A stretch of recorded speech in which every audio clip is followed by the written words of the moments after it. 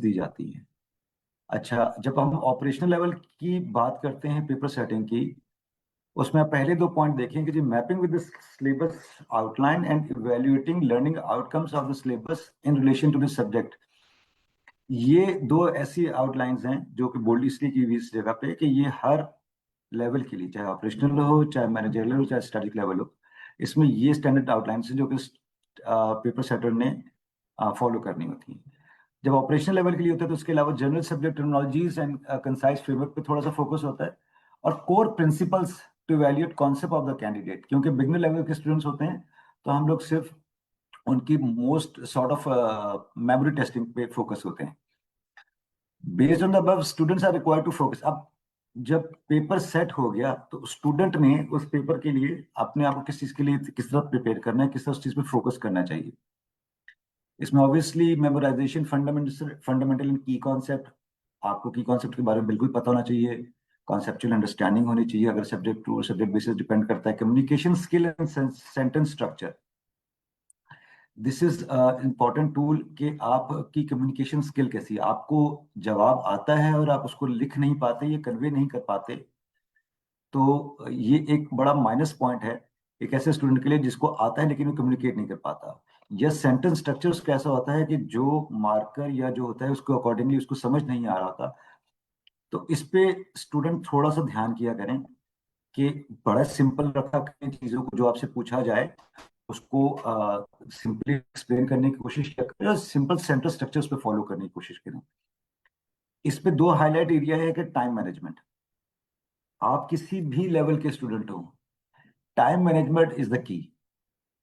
आप को ये पता है कि अगर 5 नंबर का सवाल है, नॉर्मली 9-1 ऑपरेशन लेवल पे जो स्टूडेंट्स हैं उनके पास जो डिस्क्रिप्टिव क्वेश्चन होते हैं 5 नंबर के ही होते हैं, और उसके बाद उनके अलावा उसके बाद उनके पास एमसीक्यू होते हैं। तो टाइम मैनेजमेंट कैसे करनी है कि 5 नंबर के सवाल को आपने कितना टाइम देना है। इसी तरह एक एमसीक्यू है, और अगर वो 2 नंबर का एमसीक्यू है तो आपने उसको कितना टाइम देना है। आप अगर 2 नंबर के एमसीक्यूज पे ज्यादा टाइम खर्च करके आखिर में डिस्क्रिप्टिव के पास आते हैं तो ऑब्वियसली आप अपने टाइम मैनेजमेंट खुद उसको वो कर रहे हैं। इस पे थोड़ा सा ध्यान किया करें। अच्छा, ऑपरेशनल लेवल में एक चीज हम इंशाल्लाह स्टूडेंट्स के लिए अवेलेबल भी करेंगे। कुछ टर्मिनोलॉजीज हैं जिसका स्टूडेंट नॉर्मली ख्याल नहीं कर रहे होते, कि अगर डिस्क्राइब किया हुआ लफ्ज क्वेश्चन में डिस्क्राइब लिखा हुआ है तो उसका क्या मतलब है, इलस्ट्रेट किया हुआ है तो उसका क्या मतलब है, या कैलकुलेट और कंप्यूट किया लिखा हुआ है, तो इसमें स्टूडेंट जो है ना वो थोड़ा सा वो कर जाते हैं कि जहाँ पे डिस्क्राइब किया हुआ है वहां पे इलस्ट्रेशन एग्जाम्पल के साथ दे के समझाने की कोशिश कर रहे थे, वहां पे एग्जाम्पल्स के साथ देने की कोशिश। ये इस तरह की जो वर्ब्स की जो लिस्ट है वो इंशाल्लाह हम लोग स्टूडेंट्स के साथ शेयर करेंगे। एग्जामिनेशन जहाँ पे इंस्ट्रक्शंस होती हैं वहां पे भी शेयर करेंगे। तो आप स्पेशली ऑपरेशन लेवल के student before starting examination instruction जरूर गौर से पढ़ लिया करें। अगर हम मैनेजर लेवल की बात करें तो एग्जामिनर ऑब्वियसली सिलेबस वो फोकस जरूर कर रहा होता है। जो पहले दो पॉइंट थे वो उनको हाईलाइट जो किया था उनको जरूर ध्यान में रखते हुए, इसके अलावा वो क्योंकि मैनेजर लेवल अब थोड़ा सा मिड लेवल आ जाता है, एडवांस लेवल हो जाता है, तो उसमें उसकी क्वेश्चन प्रिपरेशन में अप्रोच डिफरेंट हो जाती है। वो वहाँ पे balance of difficulty level ranging from basic level to ordinary level पे ज्यादा होता है, incorporation of short cases to assess analytical skills of the student. इस चीज पे फोकस कर रहा होता है। Integration of relevant current development in the profession, जैसे अगर हम कोई भी टेक्स्ट में अमेंडमेंट हुई है, कोई लॉ में अमेंडमेंट हुई है और उसका 6 महीने फॉलो हो गए, तो ऑब्वियसली हम उसको बिल्कुल टेस्ट कर रहे होते हैं। ये सारे स्टूडेंट्स को बात पता है। उसके बाद हम कैंडिडेट्स को टेस्ट कर रहे होते हैं capability to identify, evaluate and justify analytical skills. फिर जो दूसरे एग्जाम्स बॉडीज हैं वो इस लेवल पे जिस तरह की क्वेश्चन की प्रिपरेशन कर रहे होते हैं उनको भी जरूर हमारे एग्जामिनर्स ध्यान में रखते हैं। अच्छा, on the based on the above, students are required to focus again memorizing fundal sorry precision in calculation। आपकी कैलकुलेशन स्किल, अब आपके पास वहां पे एक्सेल अवेलेबल है, ठीक है। हम आपसे एक्सपेक्ट ये करते हैं क्योंकि जब आपने प्रोफेशनल फील्ड में जाना होता है तो आप प्रोफेशनल फील्ड में जाके एक्सेल का यूजेज आपको आना चाहिए। आप एक्सेल पे काम करते हो, इसके लिए आप उसकी प्रैक्टिस करें। अच्छा, एक चीज इसका मैं बार बार हम लोग अनाउंसमेंट भी करते हैं, गाइडलाइंस भी दी हुई हैं और उसमें हमने वीडियोस भी डाली हुई हैं स्टूडेंट्स के लिए, कि ये वेब बेस्ड एक्सेल है। वेब बेस्ड एक्सेल और डेस्कटॉप एप्लीकेशन जो है एक्सेल की, इसमें स्लाइटली फर्क है। इसमें कुछ लिमिटेशंस हैं वेब बेस्ड एक्सेल की, जो कि बिल्ट इन लिमिटेशंस हैं, उससे एग्जामिनेशन या आईसीएमए के सॉफ्टवेयर का कोई ताल्लुक नहीं, वो बिल्ट इन लिमिटेशंस हैं।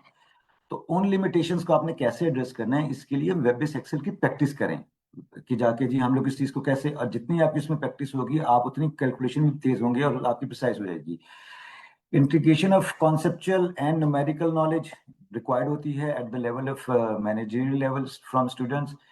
Streamlining the concept into refined subject language. आपसे अगर कोई पर्टिकुलर सब्जेक्ट है, कॉर्पोरेट गवर्नेंस का सब्जेक्ट है, टैक्स का सब्जेक्ट है, उसमें कोई ऐसा सवाल किया गया है, तो आपको उसका जवाब आता है, लेकिन आपको कभी कभी वो जवाब अकॉर्डिंग टू लॉ देना पड़ता है। तो उसके लिए आपको पता होना चाहिए कि मैं इसको किस लैंग्वेज में डिफाइन करूंगा कि मार्कर इसमें मुझे अप्रोप्रिएट नंबर दे। इसी तरह reasoning for decision making skill, इस पे थोड़ा सा काम करने की स्टूडेंट्स को बहुत जरूरत है। स्ट्रैटेजिक लेवल के स्टूडेंट्स की अगर हम बात करें, तो यहाँ पे जब एग्जामिनर पेपर प्रिपेयर कर रहे होते हैं, तो इंटीग्रेशन ऑफ टॉपिक्स, सब topics along with the formal subjects if required, और क्वेश्चन को करने के लिए वो बना रहे होते हैं। जैसे अगर एसएमई का क्वेश्चन है, तो हो सकता है उसमें एसएमई क्वेश्चन में कोई ऐसा टॉपिक हो, ऐसा क्वेश्चन हो जिसमें उसने हल्का सा टच कर दिया हो द कॉन्सेप्ट ऑफ एएमए, हो सकता है अगर जरूरी है। और लेकिन नॉर्मली हम मार्कर्स को ये करते हैं कि जी आप प्योरली जो सिलेबस कंटेंट है उसको ही फॉलो करें। इसके अलावा रियल वर्ल्ड बिजनेस कॉन्टेक्स्ट, हम जो केस स्टडीज दे रहे होते हैं, उसमें कोशिश करते हैं कि जो रियल वर्ल्ड के केसेस हैं उनको स्टूडेंट के साथ पूछें, ताकि स्टूडेंट को उसके बारे में थोड़ा सा आइडिया हो। Strategy, focus on strategic analysis, evaluation and judgement. अच्छा, यहाँ पे स्ट्रेटेजिक लेवल में नॉर्मली कई दफा क्वेश्चन ऐसे होते हैं जिसमें हम स्टूडेंट से डिसीजन मेकिंग पूछ रहे होते हैं, कि आप डिसीजन दे। वहां पे एनालिटिकल स्किल, आफ्टर इवैल्यूएशन आपने एनालिसिस करना है और अपनी जजमेंट देनी है। इस पे आपके लिए सबसे इंपॉर्टेंट चीज जो है वो ये है कि जो क्वेश्चन में अवेलेबल डाटा है, उस डाटा में से कौन सा डाटा आपको प्रायोरिटाइज करना है, कौन सा इंफॉर्मेटिव डाटा है, कौन सा नॉन इंफॉर्मेटिव डाटा है। तो उसकी बेसिस पे आप ये जब आप जज कर लेंगे, तो आप उसको सही तरह से वैल्यूएट भी कर लेंगे और उसका एनालाइज भी कर पाएंगे और अपनी जजमेंट भी दे सकेंगे। अगर हम वही अगेन रिक्वायर्ड स्किल पे ही बात करें, जैसे मैंने बताया कि जी हम इस चीज़ पे स्टूडेंट से क्या क्या रिक्वायर कर रहे होते हैं, तो उसके थोड़ा सा मैंने आपको बता दिया है। अगर मैं डिपार्टमेंटल रिकमेंडेशंस पे जाऊं फॉर द स्टूडेंट्स, कि department on the basis of the paper check, जो हम स्टूडेंट्स के पेपर चेक होते हैं, हमारे पास जो मार्कर्स का फीडबैक आ रहे होते हैं, और जो हम खुद भी हमारे सब्जेक्ट स्पेशलिस्ट इस चीज़ पे काम कर रहे होते हैं, तो उनकी जो एडवाइस है स्टूडेंट्स के लिए, या रिकमेंडेशन है, और जो वीक एरियाज हैं जिसको हम कोशिश करते हैं कि स्टूडेंट्स पे ज़्यादा फोकस करें। सबसे पहला again time management issue. Questions paper देख के स्टूडेंट का अपेरेंटली ऐसा लग रहा होता है कि स्टूडेंट टाइम मैनेज नहीं कर पा रहा। डिस्क्रिप्टिव क्वेश्चन में अपेरेंटली ऐसा लग रहा होता है कि स्टूडेंट बहुत जल्दी में है, और उसके पास जो नॉलेज है जो है वो उसको अवेलेबल है, लेकिन वो उसको शायद प्रॉपरली कन्वे नहीं कर पाए बिकॉज ऑफ टाइम। इसमें एक चीज स्टूडेंट जरूर ध्यान में रखें कि हमारा जो सॉफ्टवेयर है, इसमें आप काम कर रहे हैं सेव और सबमिट करके। सेव एंड सबमिट ये जरूर किया करें। आप लोग सेव एंड सबमिट करके अगर नेक्स्ट क्वेश्चन पे मूव कर जाएंगे, और फिर उसके बाद वापस आके दोबारा उस क्वेश्चन पे आपने कुछ काम करना है, तो आप उस क्वेश्चन पे काम कर सकते हैं।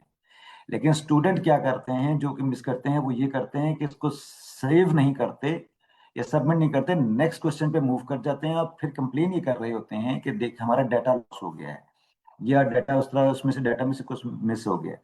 तो काइंडली इस चीज को इंश्योर करें कि जब भी आप किसी क्वेश्चन पे काम कर रहे हैं, आप हर 10-15 सेकंड बाद सेव एंड सबमिट करते हैं, भले उसी क्वेश्चन पे काम करें, क्योंकि आप लोग सारे लोग इंटरनेट से कनेक्टेड हैं। इंटरनेट एक ऐसा इशू है जो किसी के कंट्रोल में नहीं है, और किस अल्लाह ना करे किसी को कहीं पे भी इंटरनेट की कनेक्शन अगर हल्का सा भी वीक होता है किसी भी जगह पे, तो वो उसको हम कोई भी एग्जामिनेशन या सेंटर या उसको कंट्रोल नहीं कर सकता। तो आप लोग ने अपने आप को सेव करने के लिए सेव एंड सबमिट करते रहें। सेकंड, अगर आप उस क्वेश्चन पे नहीं कंफर्टेबल, तो नेक्स्ट क्वेश्चन भी इसको सेव एंड सबमिट करें, नेक्स्ट क्वेश्चन पे मूव करें, आप वापस उस क्वेश्चन पे आ सकते हैं। अपने टाइम को अकॉर्डिंगली मैनेज करें। अच्छा, non productive studying and methodologies, incomplete syllabus coverage. देखें, हमारे जो एमसीक्यूज और डिस्क्रिप्टिव क्वेश्चन है 100% सिलेबस कवर करता है। जब 100% सिलेबस कवर करता है तो आप अगर सिलेबस को 100% कवर नहीं करेंगे तो आप सारे क्वेश्चंस के प्रॉपर रिप्लाई नहीं कर सकते। एक अच्छी चीज ये है कि हमारे इसमें नेगेटिव मार्किंग नहीं है, लेकिन शायद स्टूडेंट्स कुछ ये कर रहे होते हैं कि उसके लिए ट्रायल एंड एरर मेथड कर रहे होते हैं, स्पेशली एमसीक्यूज में। तो प्लीज आप स्टडी अपना जब भी सिलेबस कवर करें 100% करें। Overlooking essential aspects and views, ये more less incomplete syllabus coverage से करता है, लिंक करता है। लिमिटेड थिंकिंग हॉरिजॉन, ये जो लिमिटेड थिंकिंग हॉरिजॉन है ये बेसिकली लाई करता है for the students on strategic level. कि कई दफा एक ऐसा सवाल होता है जो स्लाइड जो प्रैक्टिकल नॉलेज का या प्रैक्टिकल उसका होता है, तो वहां पे हमको ऑब्वियसली उसको कोर्स के साथ जब अलाइन करते हैं तो देखते हैं कि students were not able to reply properly.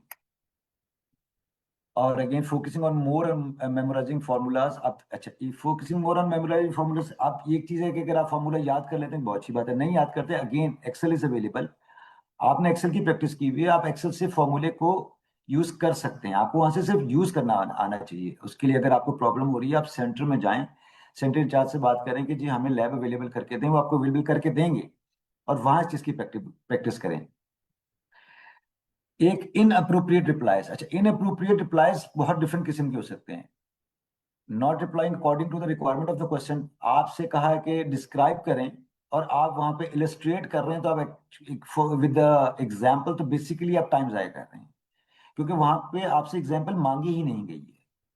Providing irrelevant और जनरलाइज आंसर, एक बड़ा स्पेसिफिक सा टॉपिक है और उस बड़े स्पेसिफिक टॉपिक में बहुत स्पेसिफिक क्वेश्चन आपसे पूछा गया है, आप उसका अगर जनरल रिप्लाई कर देंगे तो मार्कर उस पे शायद आपको आपकी ख्वाहिश के मुताबिक मार्क्स ना दे। एक चीज जो रिसेंटली देखी गई है कि एब्रिविएशंस यूज करते हैं या रोमन इंग्लिश में टाइप करने लग जाते हैं। जैसे एसएम स्टाइल जो है ना, प्रोफेशनल एग्जाम है, प्रोफेशनल मार्क्स होते हैं। आप अगर इस तरह के वो करेंगे, इस तरह की लैंग्वेज यूज करेंगे, इस तरह रिप्लाईज करेंगे, तो ऑब्वियसली प्रोफेशनल मार्कर इस चीज को एंटरटेन नहीं करते। के बाद जो की एरिया फॉर इम्प्रूवमेंट्स पे सबसे पहली चीज है कि एक स्टूडेंट ड्यूरिंग द पेपर, हम कहते हैं कि स्मार्ट क्वेश्चन की अंडरस्टैंडिंग नहीं है स्टूडेंट को। इसका मतलब क्या है? स्टूडेंट कंप्लेन कर रहा था ड्यूरिंग द पेपर, कंप्लेन कर देता है कि सर सिमिलर क्वेश्चंस आ गए हैं। तो उसमें सबसे पहली आप लोगों से रिक्वेस्ट ये है कि पूरा क्वेश्चन पढ़ लिया करें।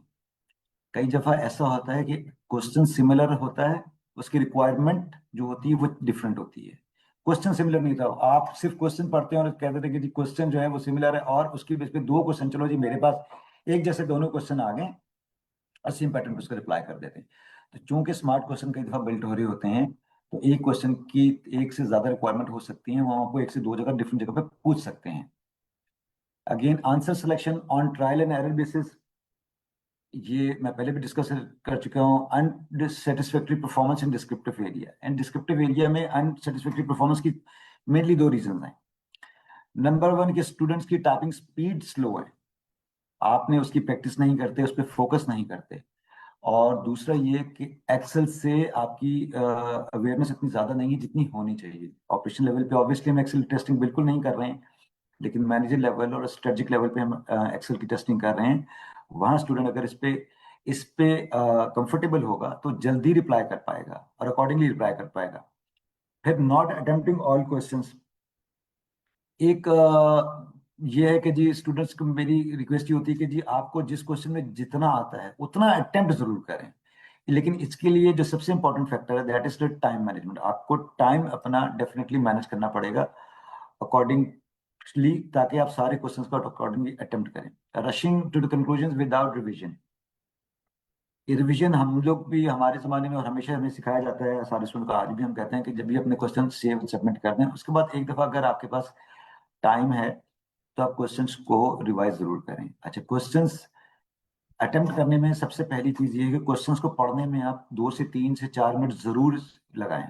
आपने जो भी लगाया, अगर मैंने क्वेश्चन को 15 मिनट में सॉल्व करना, तो आप ध्यान में रखें कि 3 मिनट, 2 से 3 मिनट में मैंने क्वेश्चन पढ़ना है प्रॉपरली, 10 मिनट में मैंने उसको रिप्लाई करना है, और 1 से 2 मिनट दोबारा रखें उसको रिवाइज करने के लिए।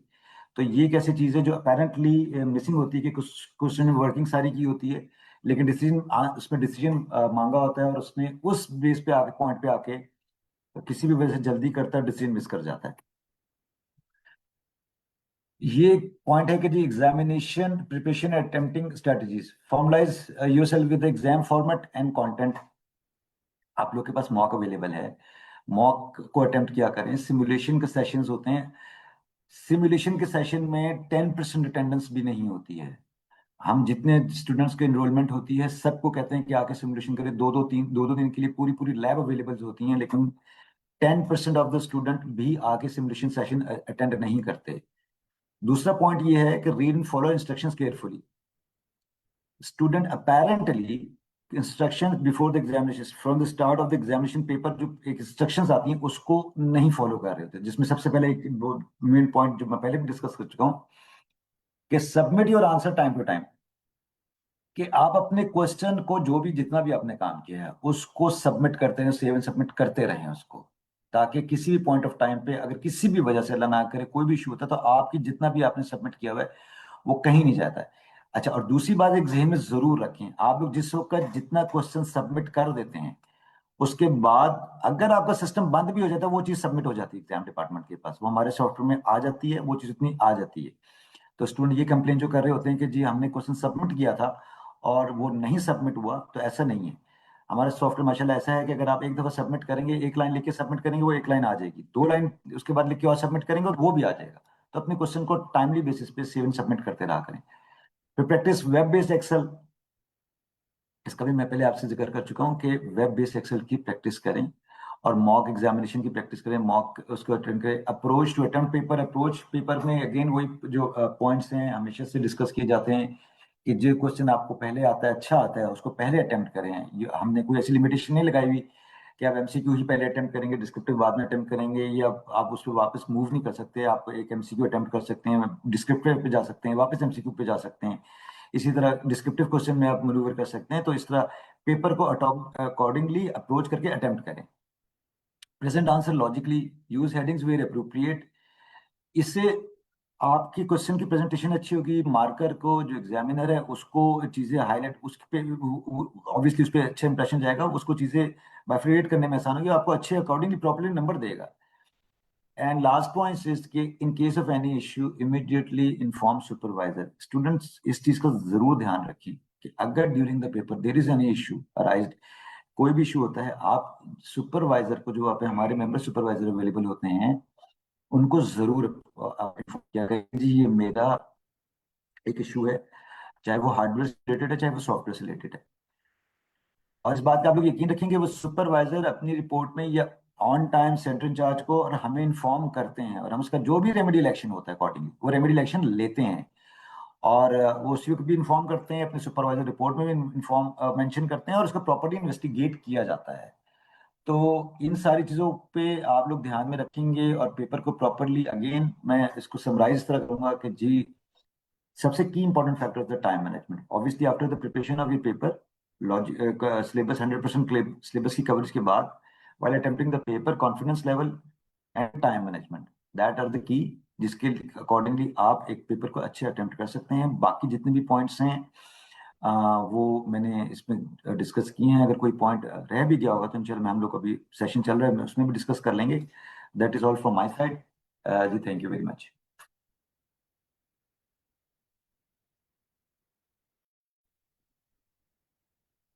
Thank you, Mr. Adnan Kasim, for sharing keynotes for examination process and conduction. Furthermore, please note that you may submit your questions in question and answer box for getting included in this session. Now, I would like to invite Mr. Himayu Fariduddin for adding this to this facilitation for the candidates. Please, sir. जी, अस्सलाम वालेकुम everyone.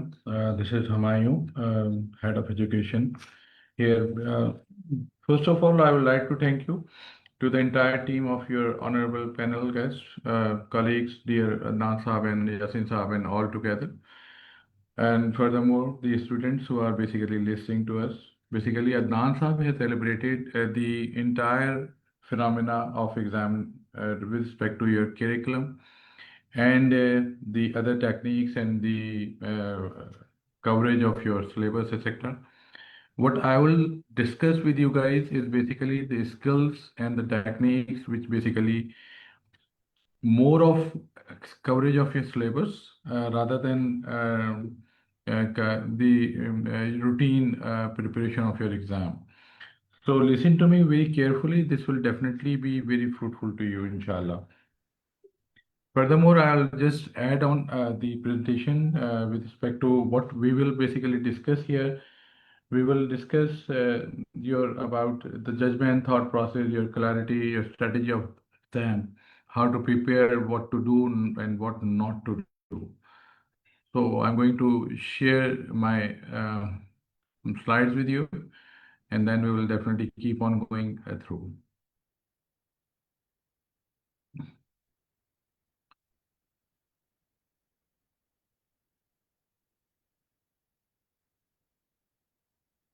आप लोग मेरी slides नजर आ रही हैं आप लोगों को? जी वैसे भी विजिबल है।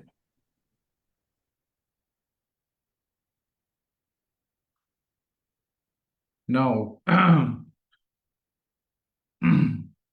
examination technique and success strategies. Basically, success is not only knowledge, it is presentation and strategy, as what Adnan Saab has already said. Structure awareness gain more marks. Time control prevents unfinished paper. Calm mind improves judgment and accuracy.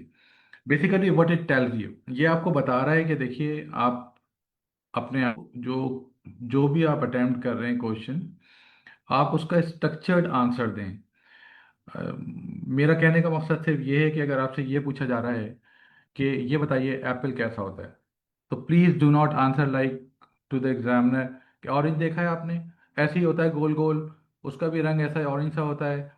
So with the answer of this kind of which will basically reveal two more things to the examiner कि आपको Apple के बारे में तो पता है नहीं, and you have basically reveal one more information to the examiner which he has not been asked कि आपको ऑरेंज के बारे में भी नहीं पता. So what he will do when the question with respect to orange, he will definitely well known before कि आपको पता तो है नहीं, तो आपको वो वैसे ही जो है ना वो आपके मार्क्स तो उसमें डिडक्ट हो जाएंगे. Furthermore, अगर हम थोड़ा सा और आगे चलते हैं तो प्रिपरेशन योर टाइमलाइन. देखिए फाइनल डेज में मैंने देखा है कि स्टूडेंट्स बहुत ज़्यादा स्ट्रेस आउट होते हैं, बहुत ज़्यादा पढ़ने की कोशिश भी कर रहे होते हैं. Please do not do that. Stop heavy study before 48 hours of your exam. Focus only revision, notes and summaries. Avoid new topics and relax and recharge your mind. What does it mean? Please relax yourself. Do not stress out. What have you done before? You cannot cover the whole syllabus or the entire course of your exam or the topics which are of important needs within that 48 hours. Stop reading and avoid new topics, reading before 48 hours. Relax yourself, and then furthermore, please rest, health, and gain your energy. And engage in light leisure activities, sleep early before night, wake up fresh and energized, take a shower to increase alertness, eat healthy breakfast. Please never go to examination room with your empty stomach. This will definitely deteriorate your energy levels. आपका एक दिन जल्दी सोना बहुत ज़रूरी है. सुबह उठिए, नाश्ता कीजिए और अच्छा नाश्ता कीजिए. और उसके अलावा उससे पहले खूब शॉवर लीजिए, gate fresh. It will definitely increase your alertness. Further, when you start going to your examination room, please avoid driving your motorcycle or your car. Take a taxi. This will what it will help you. It will not conserve your energy in our fruitless efforts. Avoid stress of driving and parking. Reach center before 10 to 15 minutes early. Settle calmly and formalize yourself with surroundings and have a glass of water before start. This will definitely give you 100% energy level when you are sitting in the exam with your alert mind and you are ready to fight with the technical aspects of your knowledge. Now, what before you start writing, read the entire question paper carefully. Start with requirements first and then identify command words as what Adnan Saab has already said: explain, discuss, calculate, evaluate, define. So this is basically uh, gives you the idea as to what to answer and what not to answer. Plan answer briefly on rough space. आपको जो कुछ भी जवाब देना है, जो कुछ भी कहना है, उन तमाम चीज़ों को एक अलग से पेपर पे ऊपर एक स्लाइड्स नोट्स या एक लाइन में लिख लीजिए, which you want to share with your examiner as to what you know and how to answer and what you want to elaborate as to how it is to be delivered. That is very important. Structure होना answer का बहुत ज़रूरी है. Further, smart question selection. बिल्कुल अदनान साहब ने ठीक कहा. Attempt your strongest question first. Build early confidence. And the most important thing that you need to know, aim to solve 2 questions in first 20 to 40 minutes. If you are succeeding in getting this done, half of the problem is solved. You are always being covered 50% of your passing marks by doing that. Half the battle is won when your momentum is gained. Once you covered your 20 minutes to 40 minutes done with the 2 questions, which means it will definitely gives you a very ample time to solve the difficulty level in the future or in the upcoming questions. That is very important. Please note this. It is a high technique which we have learned when we were doing SEMA. It's a high technique which our professors have taught you before when we were in your age. Now the time management formula. As what NASA already told you, allocate time according to your marks. As what 2-3 hours exam divided by 100 marks, you would definitely not be getting into 1.8 minutes per mark. And do not write irrelevant or things which which are just to cover the coverage of your page. Please do not write irrelevant things. Do not overspend time on one question more and on return later instructs. Then answer presentation techniques. That is very important. Underline key data and requirements when you start reading. Use headings, steps, workings. Show calculation very clearly. Structure theory answer in bullet points in paragraphs and keep handwriting neat and readable. This is what basically the examiner is looking for. Basically, what are you basically are you clear what you are writing?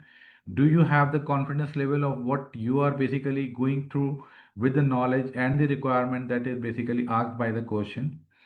Are you relevant or you are irrelevant? And you are writing towards what the requirement is or not. That is very important. So please do not write like जो हम लोग inter matric में अपने pages भर रहे होते हैं बिला वजह में और हम लोगों को बचपन में सिखा रहे होते हैं ये लोग, ये प्रोफेशनल एग्जाम में ये सब चीज़ें नहीं काम चल रहा होता. इसमें आपको इस बात का ख्याल रखना होगा. और this is not like graduation और मास्टर्स और some kind of papers which needs coverage of your writing whatever you think fit. It is very concise, to the point. Relevancy is very important, and examiner is very much annoyed if you are writing something irrelevant, wasting his time. So please do not do that. Further, scoring higher marks. How to get the marks to get through? Provide reconciliations where applicable. Cross-reference assumptions. Explain logic, not only numbers. Use professional terminology and answer exactly what is asked, not extra writing as already being told. So this is what basically the criteria of getting good marks rather than the average marks. And the common mistakes to avoid used to be done by the students: half prepared study, cramming on last day, skipping sleep, ignoring time limits, writing without planning. These are something which basically definitely put you in trouble. And once the examiners notify of these kind of anything that you are doing or you are basically doing, definitely you are giving him a space to eat your marks, and he will definitely eat it. So the basic criteria of getting things done in a very successful manner is to avoid these 4 to 5 points especially. Sleep is very important before night of your exam, so please do not try to get through of any topics before a night. It's better to go and sleep at least for 8 hours. Now, managing your stress and anxiety, that is very important. Practice deep breathing, positive self-talks, avoid discussing answer during exam break. Stay focused on your paper and confident improve performance. This is what basically tells you, this slide is basically you need to be calm. Do not stress out. Do not take the examination pressure on without, without any positive talks or something. Confidence, if you have a confidence, this will definitely improve your performance. Confidence means you should be having, whatever you already prepared means just be confident over that. Irrespective of what you have done 50%, you have done 60%, you are prepared for 100%, depends. But whatever you have been prepared, please be confident over that. Further, during the exam, attempt all required questions as much as you can. Leave space in written if needed. Check totals and calculation. Review answer in last 10 to 15 minutes. This is what basically is. Do not try to leave the question. If you don't know the question, please don't attempt it. This is very well saying by the researchers that if you do not have to make a decision, please do not make a decision. If you do not know something, please do not try to write that thing which you do not have an idea of what it is. Do not try to make fool out of your examiner. This will give you a very negative marks. Further, professional examination mindset. अब ये mindset क्या चीज़ होती है? हम लोगों का जो academic mindset बना दिया गया है वो यही बना दिया गया है ना कि ये लिख के आ जाओ जी कुछ भी, बस पेज भरा होना चाहिए. Please do not do that. Professional examination का माइंडसेट ये नहीं है. प्रोफेशनल अकाउंटेंट्स या प्रोफेशनल बॉडीज क्या देख रही होती हैं वो ज़रूर नोट कीजिए.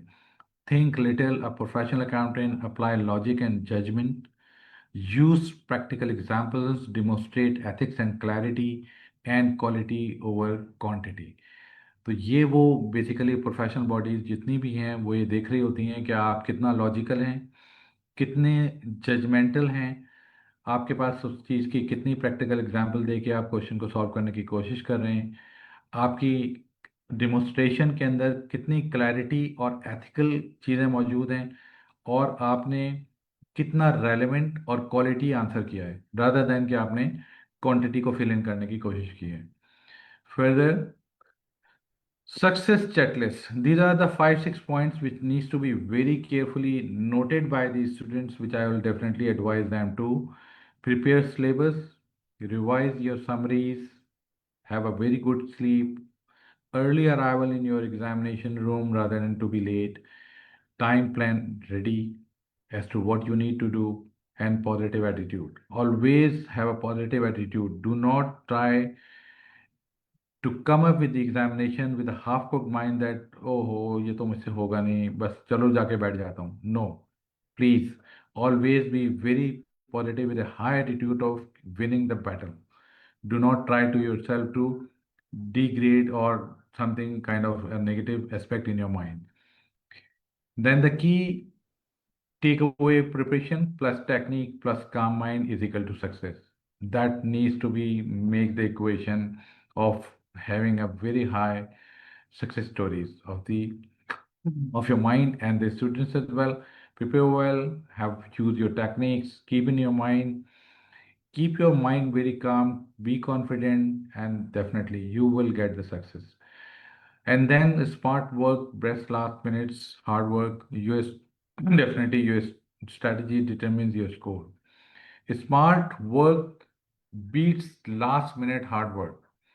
इसका क्या मतलब है भाई? इसका मतलब ये है कि अगर आपके पास ये लग रहा है आपको कि अब बहुत कम टाइम रह गया है और मुझे बहुत कुछ ज़्यादा आता है और मैं उस सवाल को सॉल्व भी कर सकता हूँ लेकिन टाइम कम है, तो उसके जो बहुत heart of the crust unit points है ना, वो बुलेट पॉइंट्स में एग्जामिनर को डिलीवर करते हैं। उसको बता दें कि at least I know it, but because of the time constant I am unable to answer the way I want, but this is what the crust of the question is and this should be known by the student. So I know it. So this will definitely give you an idea to the examiner that the person know about the individuality and the requirement of the question, but he cannot solve as per the standards required. But he will definitely give you a definite technically you are being sound. He will definitely look into it कि आपको वो सब चीज़ों का पता है. Now the closing note on behalf of the Directorate of Education, we wish you success. Stay disciplined, stay confident, give your best effort. Good luck to your professional examination, and thank you very much for time out for me. And I will definitely close my speech with a professional qualification like ICMA demands not only knowledge but also discipline, confidence, smart execution. Develop these qualities and they will serve you throughout your career, not just in the exam, but in your life. Thank you very much.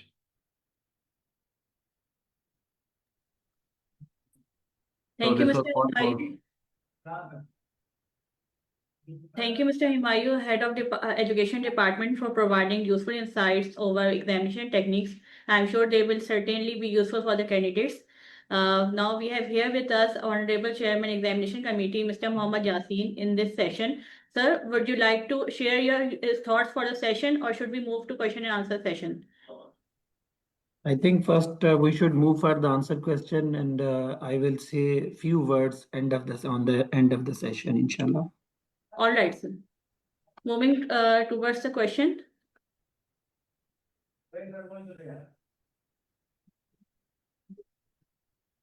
First question is ma'am, gen AI का पेपर कौन लेगा, ICMA Pakistan या ICMA digital? Kindly tell us please. And ma'am, ये जो एफसीएमए अभी operation level में आ गया है, तो डिफिकल्टी लेवल सेम होगा या एमएल जैसा होगा? आई थिंक जो क्वेश्चन पेपर जेन एआई का जो पेपर है वो आईसीएमए पाकिस्तान ही लेगा। एंड इसमें कोई मुझे नहीं पता कि किसी किस्म की एम्बिग्यूटी है। अगर किसी किस्म की कोई एम्बिग्यूटी है तो वो नहीं होनी चाहिए, ये हम लोग ही पेपर कंडक्ट करेंगे। नंबर 2, एफसीएमए का जो डिफिकल्टी लेवल है, ऑब्वियसली पहले मैनेजर लेवल पे सब्जेक्ट था, अब उसका लेवल चेंज हुआ है, तो उसके अकॉर्डिंगली इस पेपर का जो डिफिकल्टी लेवल है वो भी चेंज हो जाएगा। तो जो स्टूडेंट इसको अब ऑप्ट करेंगे इन द स्कीम 25, इनके according to the level of this paper the questions will be asked. Thank you, Mr. Adnan. Second question for you is case studies में marks क्यों नहीं मिलते? Are they step wise marking or otherwise?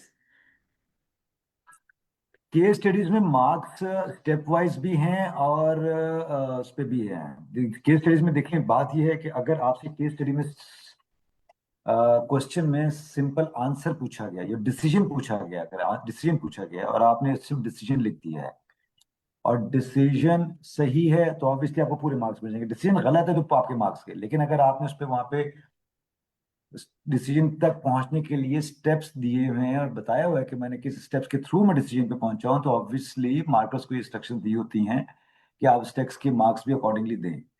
तो और बात please सारे student अपने जहन में रखें कि हमारे जो पेपर्स होते हैं, चाहे किसी भी लेवल का पेपर हो, चाहे कोई भी पेपर हो, बहुत ही हमारे मेंबर्स इसकी मार्किंग कर रहे होते हैं, प्रोफेशनली वेल इक्विप्ड होते हैं और उनके पास अच्छी नॉलेज होती है। इसके बगैर हम इस असाइनमेंट में लोगों को एंगेज नहीं कर रहे थे। तो हमारे मेंबर्स जो कि होते हैं, जो कि वेल इक्विप्ड होते हैं, जिनकी सब्जेक्ट नॉलेज बहुत अच्छी होती है और subject knowledge back by the professional, हम उसी सब्जेक्ट के लिए उनको एंगेज कर रहे होते हैं। तो ऐसा नहीं है कि किसी मार्कर को आपसे कोई आपने सही सवाल किया उसने आपको मार्क्स ना दें। आप बिल्कुल सही सवाल करें, उसको सही अटेम्प्ट करेंगे, स्टेप्स में लेके जाएंगे, स्टेप्स के भी मार्क बनेंगे।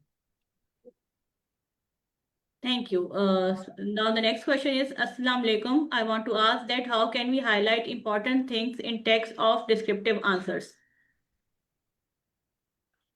Well, highlighting the important aspects of the question, ये स्टूडेंट पे डिपेंड करता है। आप उसको सिंपल सा उसको राइट करके उसको अगर बोल्ड करना चाहें या उसको अलग से लाइन में गैप देके उसको वो फॉन्ट उसका चेंज कर देंगे तो वो हाईलाइट हो जाएगा। लेकिन किस क्वेश्चन में किस चीज को हाईलाइट करना है ये ऑब्वियसली स्टूडेंट पे डिपेंड करता है, और ये इन्फॉर्मेशन क्वेश्चन में अवेलेबल होती है। तो that's why I said earlier कि जी क्वेश्चन को पढ़ने में जरूर टाइम स्पेंड करें, 2 से 3 मिनट प्रॉपर्ली क्वेश्चन को पढ़ें। आप क्वेश्चन को अकॉर्डिंगली और प्रॉपर्ली पढ़ेंगे तो आपको बहुत सारी चीजें खुद ब खुद पता लग जाएंगी। Thank you. Now moving forward, case study answer box में करनी चाहिए या एक्सेल में? Again depend on the student. इसमें कोई हमारी तरफ से रिस्ट्रिक्शन या लिमिटेशन नहीं है। आप उसको आंसर बॉक्स पे भी कर सकते हैं, आप उसको लिमिट एक्सेल पे भी कर सकते हैं, आप दोनों जगह कर सकते हैं। इसमें हमारे पास सिर्फ कोई लिमिटेशन नहीं है, कोई रिस्ट्रिक्शन नहीं है। आप जहां पे भी चेक करेंगे स्मार्ट के पास दोनों चीजें, उसका आपको डायलॉग बॉक्स भी जाता है और एक्सेल की शीट भी जाती है। तो it's totally depend on the student कि वो उसको कहाँ पे और कैसे अटेम्प्ट करना चाह रहा है। Very well. Now moving forward, MCQs की कैलकुलेशन एक्सेल में करनी जरूरी है या हम डायरेक्ट कैलकुलेटर पे सॉल्व कर लें और आंसर मार्क कर दें? अगेन स्टूडेंट्स चॉइस, हमारी तरफ से इस पे कोई रिस्ट्रिक्शन नहीं है। आप जहां मर्जी सॉल्व करें, आप कैलकुलेटर पे सॉल्व करें, आप वहां पे इन्विजिलेटर से शीट लेके और शीट पे सॉल्व करके आंसर टिक कर लें। तो हमारी तरफ से कोई इसमें लिमिटेशन नहीं है। It's already totally based on the students call कि वो उसको किस तरह अटेम्प्ट करना चाहते हैं, और हमारी तरफ से कोई इसमें नहीं है। आप बिल्कुल कर सकते हैं कैलकुलेटर पे। नाउ नेक्स्ट क्वेश्चन, मेरे साथ लास्ट टाइम में ये इशू आया था कि पूरा केस स्टडी सॉल्व करने के बाद एन्युटी टेबल खुल गया और वो सब डाटा डिलीट हो गया। इसका क्या सोल्यूशन है? देखिए इसका सोल्यूशन मैं आपको पहले बता चुका हूँ कि आप लोग से रिक्वेस्ट ये है कि आप लोग सेव एंड सबमिट करते रहें। अगर आपने सबमिट किया हुआ है, सेव किया हुआ है, तो डाटा कहीं नहीं जाता। और उसके बाद अगर लेट सपोज इंटरनेट कनेक्टिविटी की वजह से या किसी भी हार्डवेयर इशू की वजह से, किसी भी इशू की वजह से आपका लैपटॉप लेट सपोज बंद भी हो जाता है और उससे पहले आपने वो सबमिट किया हुआ, तो वो कहीं नहीं जाएगा। वो जो सबमिट कर दिया वो सबमिट हो गया है, वो हम तक पहुंच जाएगा, वो पहुंच जाता है हम तक। तो लेकिन सेव एंड सबमिट स्टूडेंट ने करना है। तो इसलिए मैंने कहा, पहले भी कहा और बार बार कह रहा हूँ कि क्वेश्चन अपना सबमिट करते रहा करें। आफ्टर एवरी 15 सेकेंड से 20 सेकेंड आप लोग जरूर करते रहा करें। This question is inter related with the previous question. Her question में अलग अलग सेव और सबमिट करना है और एक साथ सब क्वेश्चन को सेव कर सकते हैं? नहीं, हर क्वेश्चन को लेकर सबमिट करना है आपने, हर क्वेश्चन को लेकर सबमिट करना है एक साथ। आप सिर्फ सारे सब्जेक्ट क्वेश्चन को नहीं, हर सब क्वेश्चन का अलग सबमिट का ऑप्शन है। तो you have to submit the each question individually. Is it worth to solve past papers? That's a very technical question. Obviously आपको बहुत सारी चीजों का आइडिया हो जाता है। आपको एग्जाम डिपार्टमेंट, एग्जामिनर्स जो जो क्वेश्चन बना रहे होते हैं, उनका थोड़ा सा उसका आइडिया होता है कि वो आपको किस पैटर्न पे, किस डिफिकल्टी लेवल पे ले जाके आपको चेक कर रहा है। और पास पेपर्स का सॉल्व करने का बिल्कुल आइडिया होता है, फायदा होता है, बिल्कुल फायदा होता है, ऐसा नहीं है नहीं होता। Going forward, when will the exams start? जी इंशाल्लाह start next week hopefully start हो जाएगा। और आज होपफुली आज शाम तक या कल फर्स्ट हाफ तक हम लोग शेड्यूल शेयर कर देंगे सारे स्टेक होल्डर्स के साथ। Now the next question, as per in descriptive question of numerical, what is preferable to write and calculate it? Just answer in answer box or steps of numerical in Excel sheet? Or we have also explained the steps in answer box. नहीं, आपको explain नहीं करना। आपने अगर Excel पे उसके वो जो भी उसके स्टेप्स हैं उसको किया हुआ है और आंसर सिर्फ आंसर बॉक्स पे लिख दिया है, तो आपकी दोनों चीजें सबमिट होती हैं। मैंने आपको पहले ही बताया, एक्सेल अलग सबमिट हो रहा होता है, आपका आंसर बॉक्स अलग सबमिट हो रहा होता है। उसमें जो अगर जब मार्कर के पास जाता है तो वो आपके स्टेप्स भी देख रहा होता है, एक्सेल भी देख रहा होता है और आंसर बॉक्स भी देख रहा होता है। उसमें फायदा ये होगा आपको कि अगर लेट्स सपोज आंसर बॉक्स का आपका आंसर कर दो, स्टेप्स ठीक हैं, तो आपको स्टेप्स के मार्क्स एटलीस्ट मिल जाते हैं। तो इसका फायदा ही है। तो ये प्रैक्टिस में इसमें, लेकिन आपको स्टेप्स को एक्सप्लेन करने की जरूरत नहीं है।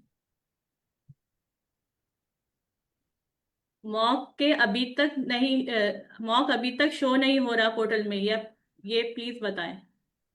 देखिए मॉक जो है ना, इसमें मेरे ख्याल में सिर्फ 2-3 नए सब्जेक्ट्स हैं जो स्कीम स्टडी 2025 में इंट्रोड्यूस हुए हैं, उनके शायद अवेलेबल नहीं होंगे, बाकी सारे अवेलेबल है। और उस पर आईटी की एंड पे थोड़ी सी वर्किंग पेंडिंग में, इंशाल्लाह होपफुली आज शाम या कल तक डेफिनेटली वो भी अवेलेबल हो जाएंगे। The next question is sir, अगर आंसर एक्सेल शीट में फॉर्मूलाज लगा के कैलकुलेशन के साथ किए हैं तो क्या हम उसे कॉपी करके वर्कशीट में भी पेस्ट करना लाजमी है या फॉर्मूलाज को एक्सप्लेन करना भी लाजमी है? फॉर्मूलाज को एक्सप्लेन करना लाजमी नहीं है। देखिए, फॉर्मूलाज को एक्सप्लेन करना लाजमी है। एक स्टूडेंट जो नॉर्मली एक्सेल की अनअवेयरनेस की वजह से एक गलती वेब बेस्ड एक्सेल पे कर रहे होते हैं कि अगर फॉर्मूला लगा के कोई आंसर, ये प्लीज ये पॉइंट बहुत ध्यान से सुनिएगा, आपने किसी एक सेल में फॉर्मूला लगा के आंसर निकाला है और आप उस आंसर को दोबारा कॉपी करके दूसरे सेल पे लेके जाएंगे तो एक्सेल, वेब बेस्ड एक्सेल एक लूप क्रिएट कर देता है। और ये स्पेशली हम एक खास सब्जेक्ट में, स्पेशली एसएफएम के स्टूडेंट्स में ये चीज काफी ज्यादा होती है कि जिससे लूप क्रिएट हो गया है। तो ये वेब बेस्ड एक्सेल की लिमिटेशन है, इसलिए मैं आप लोगों से बार बार रिक्वेस्ट कर रहा हूँ कि देखिए, वेब बेस्ड एक्सेल की लिमिटेशंस को जरूर समझें, उसमें आप प्रैक्टिस भी करें, आपको बहुत सारी चीजें क्लियर हो जाएंगी। अगेन मैं बता रहा हूँ कि अगर आप किसी सेल पे एक फॉर्मूला लगा के आपने आंसर ड्राइव किया है और आपने उस आंसर को दूसरे सेल पे किसी और फॉर्मूला के साथ अटैच करना है तो उसको टाइप कर दें रादर देन कि आप उसे कॉपी करें। वहां पे कॉपी करेंगे तो मसला हो जाएगा, इसलिए इसको टाइप कर लें, that would be the easier. हाँ, डेस्कटॉप एप्लीकेशन होती है तो उसमें कोई इशू नहीं होता, लेकिन वेब बेस में नॉर्मली कभी कभी इशू हो जाता है। तो इस चीज को अवॉइड करें। जो आप एक सेल पे आंसर ड्राइव किया है उसको आपने दूसरी जगह यूज करना है तो उसको टाइप कर लिया करें, it would be easier for the students. Thank you, sir. How can we draw chart or graphic design in Excel sheets? I think it's not possible. जी जी देखिए, इसमें अभी एक तो हमने ऐसे कोई क्वेश्चंस स्टूडेंट से कर ही नहीं रहे जिसमें उनसे कोई चार्ट बनाने के लिए या ग्राफ बनाने की जरूरत पड़े। और दूसरा, इस पे चूंकि limitations again from the web based site है, तो इसलिए हम इस पे, ऑल तो हमारी आईटी टीम काम कर रही है कि अगर फ्यूचर में कुछ ऐसे सवाल पूछे जिससे हम स्टूडेंट से ग्राफ के बारे में कल बनवा सकें, तो ऑब्वियसली इस पे काम हो रहा है और होपफुली ये चीज़ इंशाल्लाह, लेकिन अभी है नहीं, इसमें एप्लीकेबल नहीं है ये चीज़। Next question is strategic management analysis module material still not uploaded on student portal. Sir, guide us how we will prepare SMA exam. Sorry, strategic management Strategic management analysis module material still not uploaded on student portal. Sir, guide us how we will prepare SMA exam. अच्छा, इसमें जो है ना कि जो education से हम लोग उसमें हैं, एक दो मॉड्यूल्स की जो है ना, हमने मॉड्यूल पेपर उसमें अपलोड नहीं किए हुए, तो उनके साथ हम लोग इसमें कांटेक्ट में हैं इंशाल्लाह। क्योंकि इसमें मॉड्यूल के पेपर सबसे आखिर में होंगे तो उससे पहले पहले अपलोड भी कर देंगे और स्टूडेंट को एम्पल टाइम मिलेगा डेफिनेटली कि वो उस चीज़ को गो थ्रू कर ले और उसके अकॉर्डिंगली प्रिपरेशन कर ले। डेफिनेटली इंशाल्लाह ये हो जाएगा। Thank you, sir. A candidate has two questions. Number one is, can we attempt mock exam multiple times? And the second is, what is the marking criteria? Whether the marking criteria is based on calculations done at various steps or based on arriving at right answer? Marking criteria simple है, आपने अगर steps किए हुए हैं और जैसे मैंने पहले भी बताया और आप कंक्लूजन पे पहुंचे हैं, कंक्लूजन गलत है तो मार्कर आपको स्टेप्स, प्रॉपर स्टेप्स के मार्क्स देता है। और इसके अलावा जो पहला question, sorry I miss the first question, first question The first question was, can we attempt mock exam multiple times? जी जी जी जी जी, यू कैन आप अपने पोर्टल के थ्रू जाकर इसको अटेम्प्ट कर सकते हैं, मोक क्वेश्चन को जितनी दफा चाहे अटेम्प्ट कर सकते हैं। कल बल्कि इंशाल्लाह हम लोग सेमिनेशन में अनाउंस कर रहे हैं, तो सेमिनेशन अनाउंस हो चुकी है। आप लोग से रिक्वेस्ट है सारे स्टूडेंट कल सेमिनेशन में भी जाएं और जाके वहां पे भी जाके क्वेश्चंस को अटेम्प्ट करें, वो आपको एक बहुत अच्छा फीलर देगा एग्जामिनेशन एटमोसफियर का। तो डेफिनेटली जाएं। और जैसे मैंने पहले कहा है कि जी स्टूडेंट्स 10% अटेंडेंस में नहीं होती है सिमुलेशन में, और ये आप लोग के लिए कंडक्ट किया जाता है, तो आप लोग इसका फायदा उठाएं, तो डेफिनेटली जाएं। उसके अलावा अगर आप मॉक को जिसको चाहें आप अटेम्प्ट कर सकते हैं। Next question is, we prepared using the institute's official published books, but some exam questions were based on concepts not included in those books. This created confusion and difficulty for students. अच्छा, सवाल ये कि जो preferred books है उससे सवाल नहीं आया, कॉन्सेप्ट किसी और सवाल बुक से पूछा गया है। अच्छा देखिए, पहली चीज है कि जी हम लोग 100% कोशिश ही कर रहे होते हैं कि सिलेबस के अकॉर्डिंगली सवाल किया जाए, प्रेफर्ड बुक्स जहाँ से सवाल पूछा गया है वहीं से जो स्टूडेंट्स पढ़ रहे होते हैं नॉर्मली, तो क्वेश्चन वहीं से पूछा जाए। अच्छा, कई दफा ऐसा होता है कि किसी लेवल में स्टूडेंट्स के कॉन्सेप्ट चेक करने के लिए कुछ किया, एक अच्छा सवाल बनाने के लिए कोई ऐसा सवाल बना दिया जाता है या उसको रीट्वीट कर दिया जाता है जो उस तो स्टूडेंट को ऐसा लगता है कि शायद ये इस बुक से नहीं है। लेकिन कोशिश यही होती है कि जी बुक्स जो रेफर्ड बुक हैं, जो प्रिफर्ड बुक हैं, उन्हीं से क्वेश्चंस को किसी तरह ड्राइव किया जाए।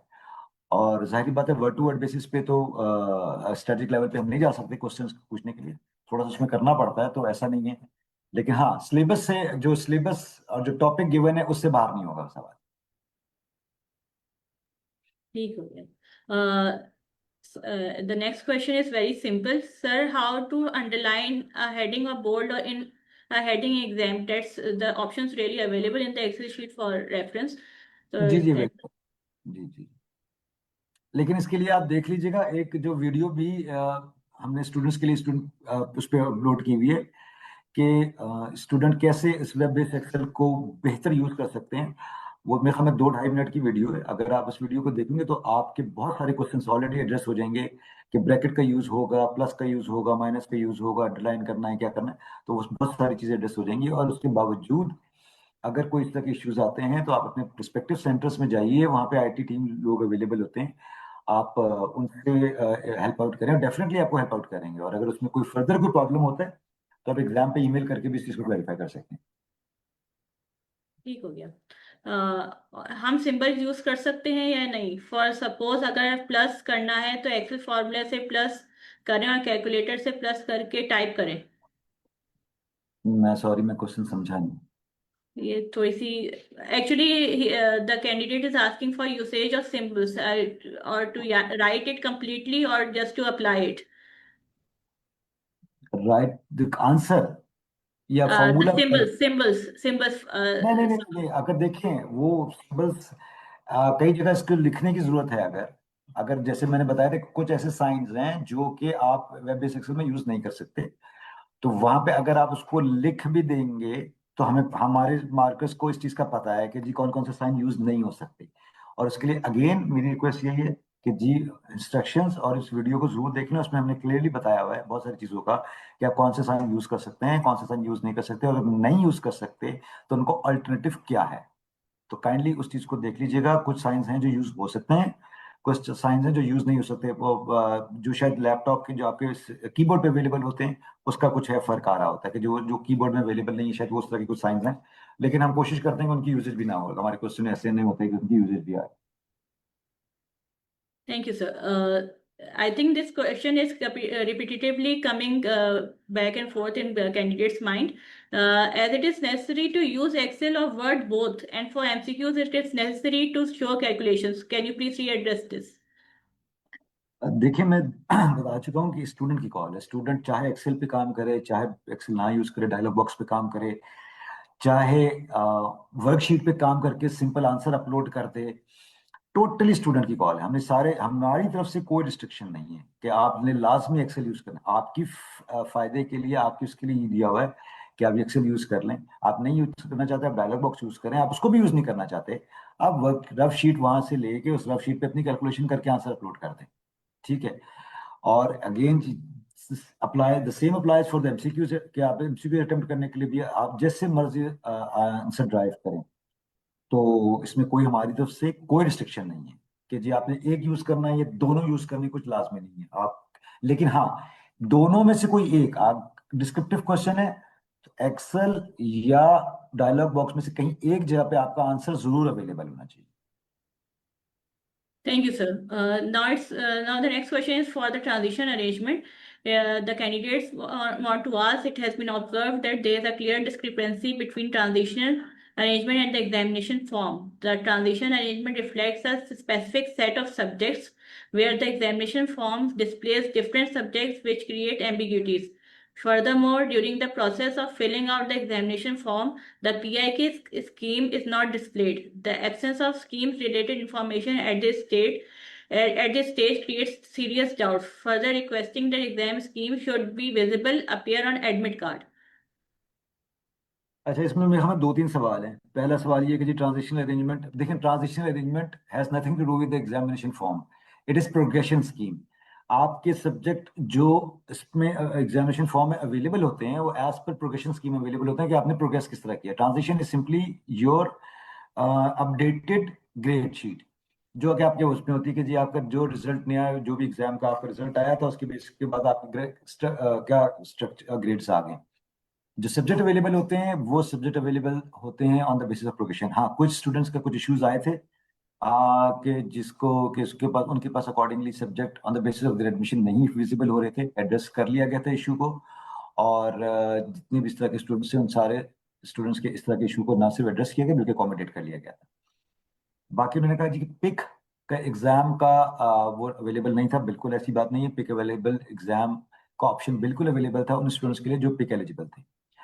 पिक एलिजिबल के अगर आप पिक एलिजिबल नहीं है तो आपके पास पिक ऑप्शन नहीं है। अगर पिक एलिजिबल हैं तो आपके पास पिक का ऑप्शन बिल्कुल आ रहा था। और आप स्टूडेंट ने ऐसा नहीं है कि पिक से सबमिशन नहीं आई हैं, तो ऐसी ये बात नहीं है कि जी आप पिक ऑप्शन अवेलेबल नहीं था, बिल्कुल अवेलेबल था। Thank you, sir. Now the next question is syllabus of new study scheme कब तक आ जाएगा? It's available on the institute website long ago. The next question is digital accounting and financial modeling की books and lectures कब आएंगे? Same goes for CFR. शुक्र है कोई question director education से भी पूछा। इमाम साहब की reply है।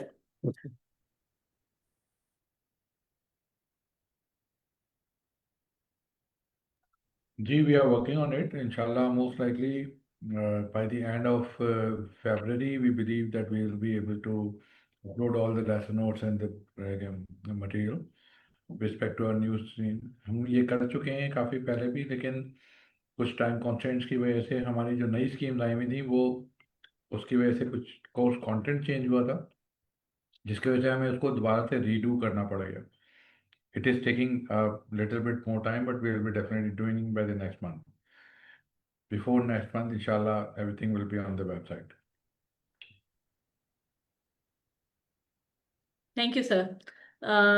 Now the next question for yet again Adnan sir. All students are observing that we are not getting marks of working. Instead, we are getting very low marks like 4 or 5 in spite of relevant working. देखिए मैं इस चीज पे students को एक बात बताता हूँ कि ऐसा नहीं होता। हमारे मार्कर्स जो हैं वो जो काम मार्किंग कर रहे होते हैं और वो बिल्कुल हमारे प्रोफेशनल मार्कर्स हैं, मेंबर्स हैं जो इस पे काम कर रहे होते हैं। अच्छा, इस चीज का बहैसियत है इंसान, इस चीज का जाहिर बात है चांस है कि एक इंसान से कहीं हल्की सी भूल चूक हो गई हो तो उसके बाद उसमें हमारे कितने एग्जामिनेशन सिस्टम्स के भी कुछ डिपार्टमेंट के भी कुछ सिस्टम्स हैं कि हम अश्योर करते हैं, कोशिश मैक्सिमम कोशिश करते हैं कि स्टूडेंट के साथ ज्यादती ना हो। अच्छा, उसके लिए हमने कुछ सर्टेन वो बनाए हुए हैं कि जी हाँ इस रेंज तक कॉपीज आएंगी या इस ये कॉपीज होंगी तो उसको हम डबल मार्किंग में भेज रहे होते हैं। ना सिर्फ डबल मार्किंग में, कई दफा कई कॉपीज 3-3 दफा चेक हो रही होती हैं।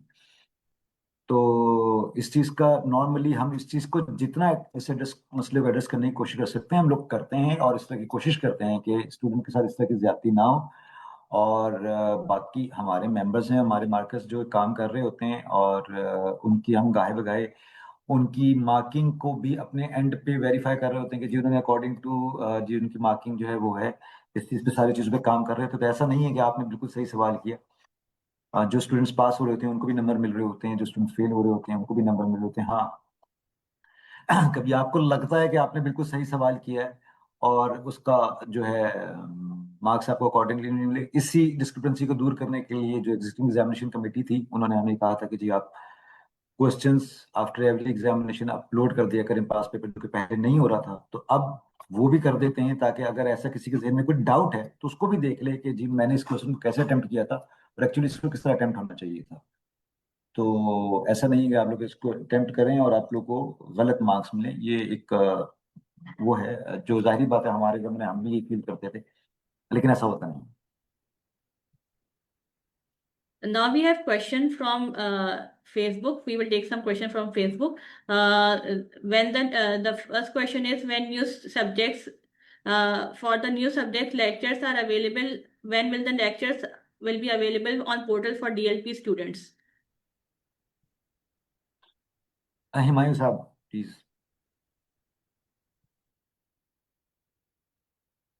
I think he is not available with us. जी मैंने सवाल Most- आपका सुन लिया है। मैंने इसका जवाब आपको पहले भी दिया था। देखिए ये जो डीएलपी के स्टूडेंट्स हैं इनके पास कुछ कुछ मटेरियल तो ऑलरेडी मौजूद है। मॉक एग्जाम के हवाले से भी कुछ मटेरियल मौजूद है। कुछ हमारे पास जो ओल्ड कंटेंट हैं वो भी मौजूद है। अच्छा ये जो डीएलपी के स्टूडेंट्स हैं ना इनको ये अंडरस्टैंड करना चाहिए कि देखिए तब्दीली जो है ना वो सारे कोर्स में या सारे कंटेंट्स में या तमाम सब्जेक्ट्स में नहीं आ रही है। फॉर एग्जांपल स्टैंडर्ड्स में क्या चीज़ चेंज हो रही है? वही है सब कुछ। लॉ में क्या चीज़ चेंज हो रही है? वही है सारा कुछ। अकाउंटिंग में कोई चीज़ नई नहीं आ गई है, वही अकाउंटिंग है। मैनेजमेंट अकाउंटिंग में क्या चीज़ चेंज हो गई है? वही सब कुछ है। क्या चीज़ फाइनेंशियल मैनेजमेंट में चेंज हो गई है? वही सब कुछ है। तो थोड़ा कुछ अगर कुछ कंटेंट कम या ज़्यादा हो गया है या उसका वॉल्यूम प्लस या माइनस हो गया है उसके हवाले से अगर कोई नई चीज़ कोई नया टॉपिक इस तरह की कोई चीज़ अगर आनी है तो that is basically under construction. We are working on it and that I always answer this question कि कुछ दिनों में ये इंशाल्लाह हम ये वेब पे डाल देंगे अपडेट करके। अपडेशन का प्रॉब्लम ज़रूर अपनी जगह पर आपके सवाल के हिसाब से ठीक है कि भाई कुछ चीज़ें ऐसी हैं जो नए कंटेंट्स आ गए हैं, नए टॉपिक्स आ गए हैं और हमारे पास जो कंटेंट ऑलरेडी अवेलेबल था उसमें वो कवर नहीं हो रहा, which is acceptable. but that is not more than 10 to 20%, I believe. 80% of the content, the course or the subject material is already been there. So आपके लिए एग्जाम्स की preparation के लिए इस वक्त as of this date is good enough for you guys to get through.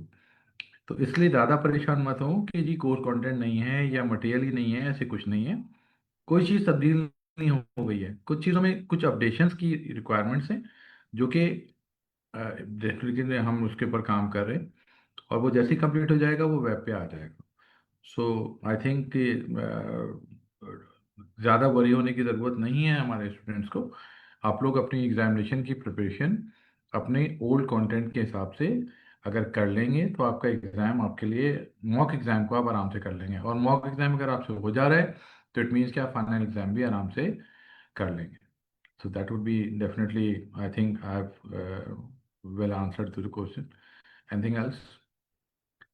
Thank you so much, sir. Now another question from Facebook that I think has already been addressed कि सिर्फ FSCR में descriptive में हम sheet पे question solve करें या सिर्फ answer put कर सकते हैं? I think the question has been replied twice or thrice. So Yeah.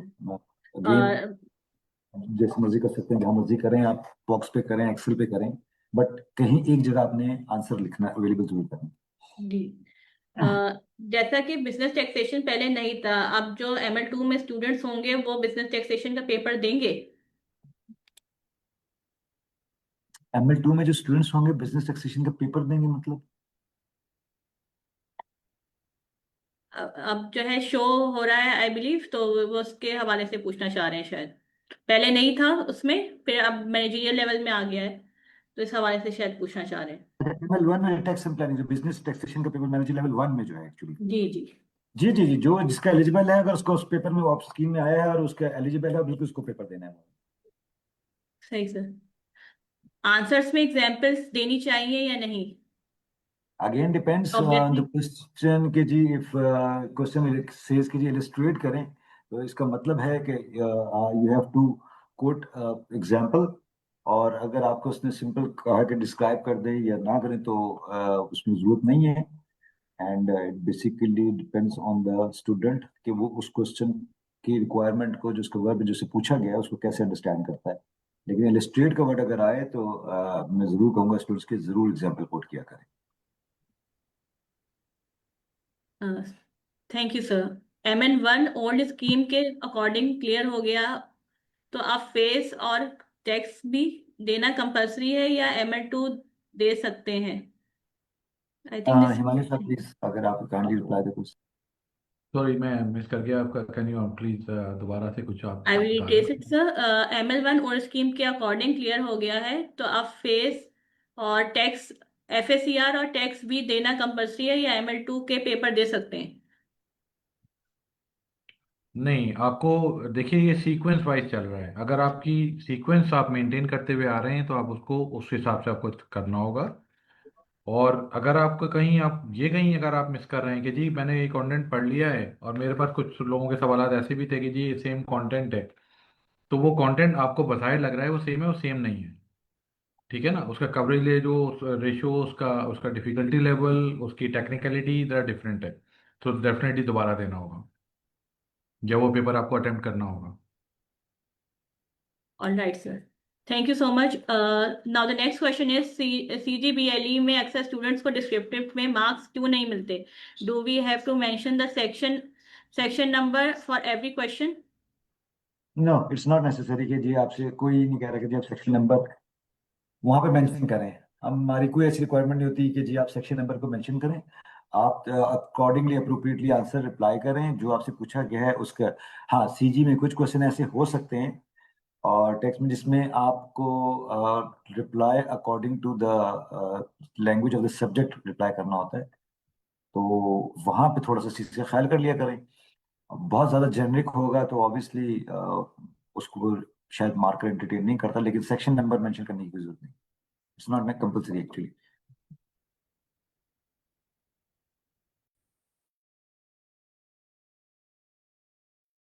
Thank you, sir.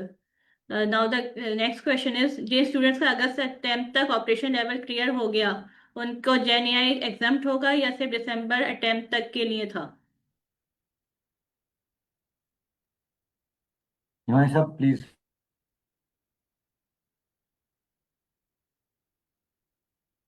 Raina सवाल दोबारा करेंगे प्लीज। श्योर सर, क्या कह रही हैं आप? Just a second. जिन स्टूडेंट क्या अगस्त का रायना सवाल दोबारा अटेम्प्ट, कर दें प्लीज। जी जी जी, सॉरी, दोबारा। जिन स्टूडेंट्स कौन का से अगस्त से स्टूडेंट्स? 10th तक ऑपरेशन लेवल क्लियर हो गया है उनको जेन आई एग्जाम्प्ट होगा या दिसंबर अटेम्प्ट तक के लिए था? नहीं नहीं, देखिए इसके इस बात को जरा समझ लीजिए। देखिए जिन लोगों ने ऑलरेडी वो लेवल कंप्लीट कर लिया है उनके ऊपर जेन आई अप्लाई नहीं होता है, उनको वो एग्जाम्प्ट होगा। जिन लोगों ने वो लेवल नहीं कंप्लीट किया या उनका वो कोई भी एक आध कोई पेपर रह गया था, उनके साथ वो जेन आई उनको इस करंट अटेम्प्ट में देना होगा। तो इसमें दिसंबर तक होना या नहीं होने का क्राइटेरिया नहीं है, इसमें क्राइटेरिया ये है कि लेवल कंप्लीट है या नहीं है। अगर लेवल कंप्लीट था तो you are not suppose to appear for the GenAI course. अगर लेवल कंप्लीट नहीं है, definitely you will definitely have to attempt the GenAI course. Simple, इसमें कोई इफ एंड बट नहीं है। तो don't get confuse please. Levels की बात करें, आपका लेवल कंप्लीट था या नहीं था, बस। अगर है तो ठीक है, नहीं है तो ठीक है। It's a two way.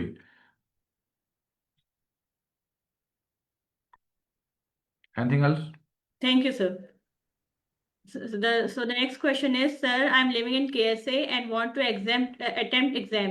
Please advise how can I appear in the exam for KSA Riyadh? हमारे पास रिमोट एक्सेस एग्जाम की फैसिलिटी अवेलेबल है for the student living outside the Pakistan. You simply need to contact your respective centre और simply send an email to the examination department, exam@icmap.com.pk. We will forward the, so first of all, we will reply to you accordingly and forward your email to the concerned department also, concerned center. So इसमें आप अपने centre को भी contact करके हम तक approach कर सकते हैं, डायरेक्टली ईमेल भी कर सकते हैं।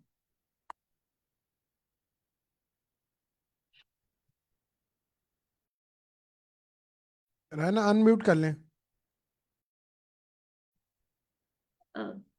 Next question is from Facebook. Fundamental cost accounting का पेपर भी आ रहा है और न्यू स्कीम भी आ रही है, न्यू स्कीम ML1 में आ रहा है। जी जी, तो क्वेश्चन क्या है इसमें? फंडामेंटल कॉस्ट मैनेजमेंट अकाउंट दोनों जगह आ रहा है, जी कभी आ जी रहा जी है। जी जी जी, जिसके अकॉर्डिंगली अपीयरेंस जिसने ऑप्ट किया है स्कीम के अकॉर्डिंगली वो वहीं पे बैठेगा। जिस अगर मैनेजर पुरानी स्कीम 2018 के स्टूडेंट हैं तो उनका मैनेजर लेवल 1 के अकॉर्डिंगली पेपर होगा, और नए स्कीम 25 के अकॉर्डिंगली स्टूडेंट्स हैं तो उनका paper manager level operation level के अकॉर्डिंगली।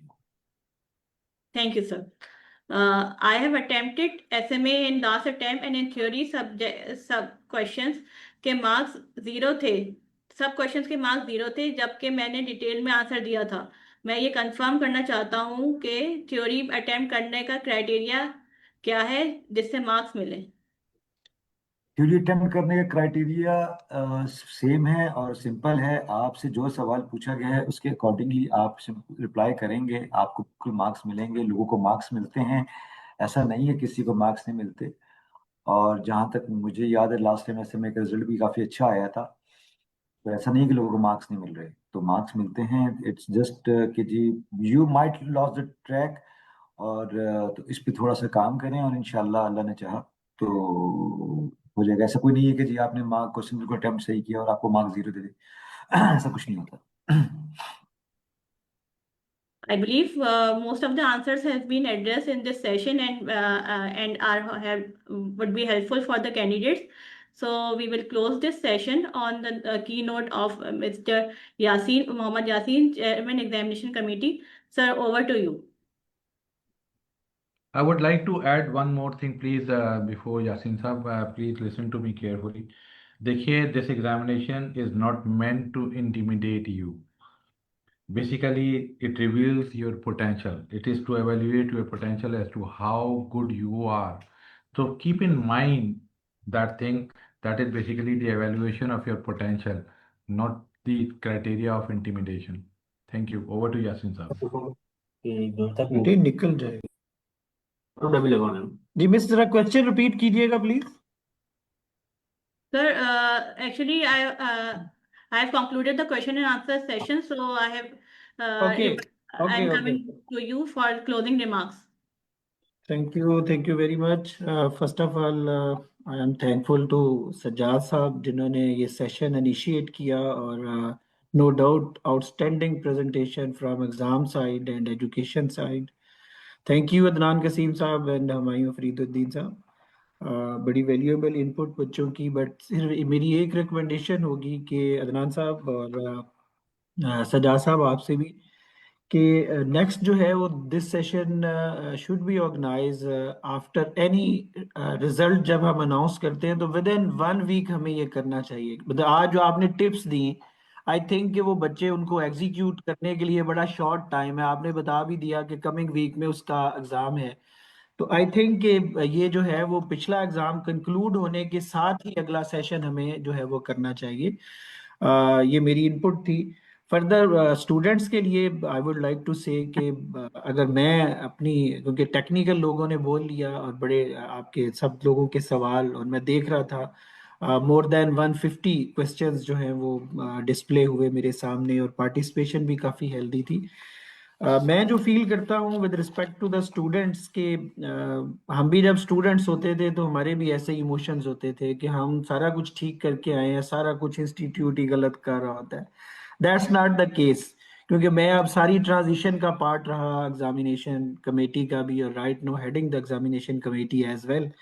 तो बच्चों, मैं सिर्फ आपसे 2-3 बातें करना चाहूँगा। प्रिपरेशन नो डाउट आप लोग ड्यूरिंग द पीरियड कर रहे होते हैं, उसमें 1-2 चीज इंपॉर्टेंट है। जो जैसे अदनान साहब ने कहा कि कल सिमुलेशन है, तो आई मस्ट से कि जी आप लोग उसको जरूर अटेंड करें, क्योंकि उसमें लीस्ट पार्टिसिपेशन होती है, और फिर आपकी जो छोटी मोटी पेपर अटेम्प्ट करने के लिए लॉजिस्टिक की हैंडलिंग है वो आपको प्रॉब्लम करती है। फिर बाहर आके आप लोग वरी होते हैं कि जी मेरा क्वेश्चन अटेम्प्ट वो अटेम्प्ट कर दिया था, सबमिट नहीं हुआ, ये फार्मूला नहीं लगा, सो मैनी क्वेश्चंस मैं भी सुन रहा होता हूँ। तो आप लोग काइंडली जो सिमुलेशन है और मोक जो है उनको जरूर, अब मोक तो आप any time you can attempt, but simulation ये पर्टिकुलर डेज पे सेंटर्स पे होती है, जिसमें आप बिल्कुल सेम इन्वायरमेंट में बैठ के उस चीज को, जो जिसको हम अभी डेस्कटॉप बेस एक्सेल की बात कर रहे हैं और वेब बेस एक्सेल की बात करें, तो वेब बेस एक्सेल जो है वो आप लोग वहां पे प्रैक्टिस करने के लिए आपको मिलेगा। तो एक तो मेरी ये आप लोगों को एक सजेशन थी कि आप लोग इसको जरूर अटेम्प्ट करें। दूसरा, जो इंस्ट्रक्शंस हैं एग्जाम डिपार्टमेंट की, जो वीडियोस आ रही होती हैं pertaining to the question attempt या पेपर अटेम्प्ट के पर्सपेक्टिव से, कि ये सिंबल्स हैं जो यूज हो सकते हैं, ये फार्मूलाज यूज हो सकते हैं और ये नहीं हो सकते, और उनका सब्स्टिट्यूशन ये है, उसको भी काइंडली आप अपनी प्रिपरेशन के पार्ट में कवर करें। बिफोर टाइम पेपर पे बैठ के आप उसको देख रहे होंगे तो मुश्किल हो जाएगा। वहां पे जो इंस्ट्रक्शंस आ रही होंगी वो उस वक्त वहां पे पढ़ना मुश्किल होगा आपको। डिफरेंट सर्कुलर एग्जाम की तरफ से आ रहे होते हैं, आप काइंडली उनको भी जरूर पढ़ के जाएं ताकि आपको पता हो कि किस फ्रेमवर्क के अंदर रह के आपने अपना पेपर अटेम्प्ट करना है।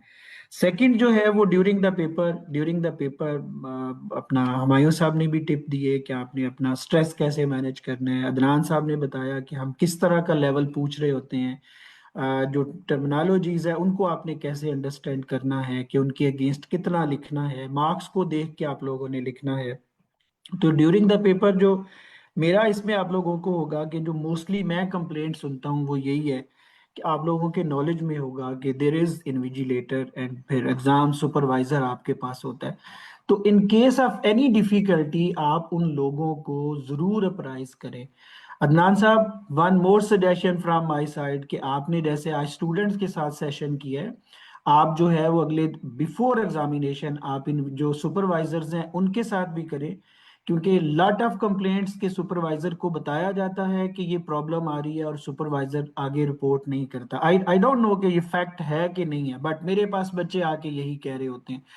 तो स्टूडेंट्स, आप जो है अपनी किसी भी डिफिकल्टी को, लॉजिस्टिक की हो, आपका कोई इंटरनेट का मसला हो, आपका जो है वो आपके पास इमीडिएट रेमेडी ये है कि आप अपने एग्जाम सुपरवाइजर को इंटीमेट करें और एग्जाम सुपरवाइजर जो है उसको लाइन अप करे with the head office through campus incharge और डायरेक्टली, क्योंकि हमारी टीम कोऑर्डिनेशन में होती है, ताकि आप लोगों के जो इस तरह के फियर हैं कि मैंने सेव किया, सेव नहीं हुआ, मैंने ऐसे किया, वो नहीं हो सका, ये आपके फियर दूर हों। Factually we are with you people, rest assure. क्योंकि 2-3 अटेम्प्ट्स पहले हमें कोई 13 बच्चों ने ईमेल किया कि जी हमारा केस स्टडी सबमिट नहीं हुआ, तो हमने उनको जूम पे लेके उनको व्यू कराया था हर बच्चे को, जी आपका सबमिट हुआ है।